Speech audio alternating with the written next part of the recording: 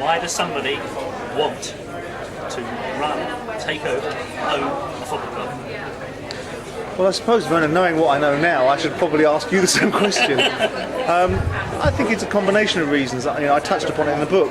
There's a motivation that fits different people's agendas. Some people do it because they want for their ego. Some people do it. Everyone does it for an element of ego.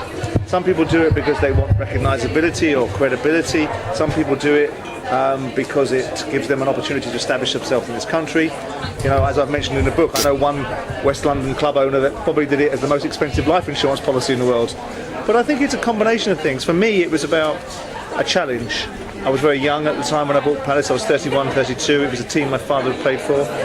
And I just felt that it would fill a void in my life that a business I'd sold had left.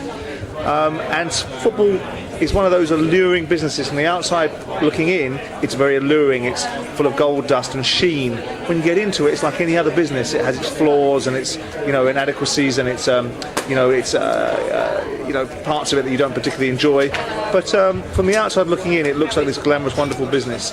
But from my point of view, it was simply because it was something I thought I could do. I felt that the challenge was there, the football club was there to be fixed, and I was the person to fix it. But did you want to be a player? No. I played football. I signed schoolboy forms with both Chelsea and Crystal Palace, and I played with some players that went on to the top level. Michael Thomas went to play for Arsenal. So I wasn't a failed footballer that achieved a dream by buying the football club. It just so happened that I sold a business for a significant amount of money. Crystal Palace was in a dire straits. And I just thought, that's a fit. I wanted to be a multimillionaire. I wanted to be a football club owner, or so I thought. I wanted to make films. I wanted to own magazines. I wanted to own restaurants and nightclubs. So in life, you have to be careful what you wish for because there's a chance you might just get it. So it is what it says. I meant it in a sort of tongue-in-cheek way. Be careful what you wish for because there's a chance you might just get it.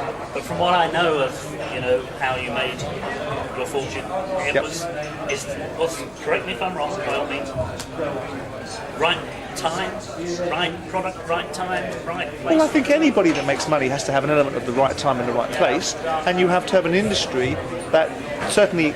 I built a business in 5 years, and to have built a business for the quantum of money that I sold it for from where I started from, you have to have an industry that can lend itself to that sort of growth and opportunity. But also in an industry like that, which is very competitive, everyone's trying to do it. So what separates you from everybody else that's trying to do it? Ultimately, what you're prepared to bring to the party. So I don't rule out the fact that there's an element of luck, an element of chance, an element of timing, but also there has to be an element of you're good at what you do. Otherwise, you just fall into the crowd like everybody else that opened a mobile phone shop or opened a telecom shop or opens an internet business or whatever it was at the time, and doesn't be successful. So there is always an element of what you bring to bear to the table, as well as what opportunities exist within the confines of it. But they were in the telecoms business. I actually think my timing was probably 2 years later. If I'd have got it 2 years earlier, or 3 years earlier, like the Carphone Warehouse, who knows where it might have gone. What have you learned about the workings of football? Well, what I've learned about the workings of football is it really is, to some extent, like the Emperor's New Clothes. And it's also a little bit, without being too platitude and fairy tale based, it's a little bit like looking through the looking glass. What is black is white, what is up is down.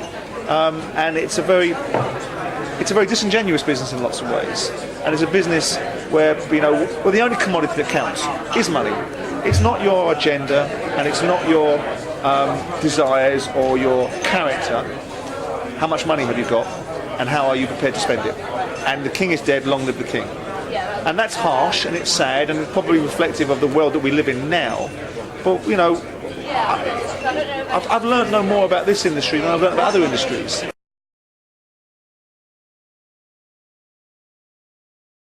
There was unsavoury characters, there were, institutionalised individuals, there were people that lived in a time warp, there were people that watched a 31-year-old, 32, full of himself young man walk in a boardroom and say, "We're not having him in any shape or form."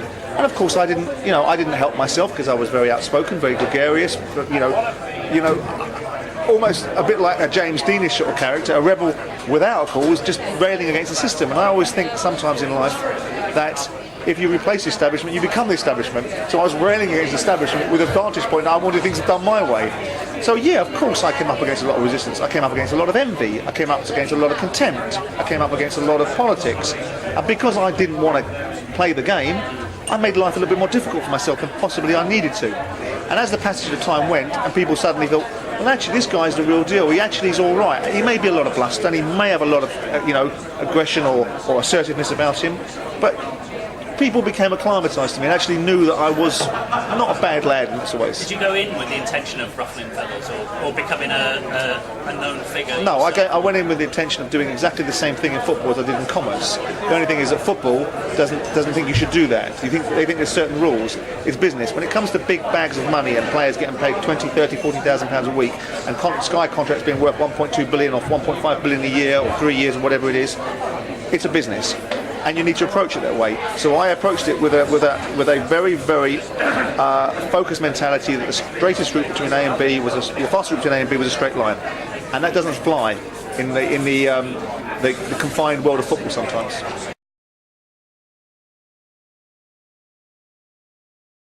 I took a stance that other people wished they had taken, wished they had the courage and the convictions to take in terms of injuncting a manager against his poor behaviour.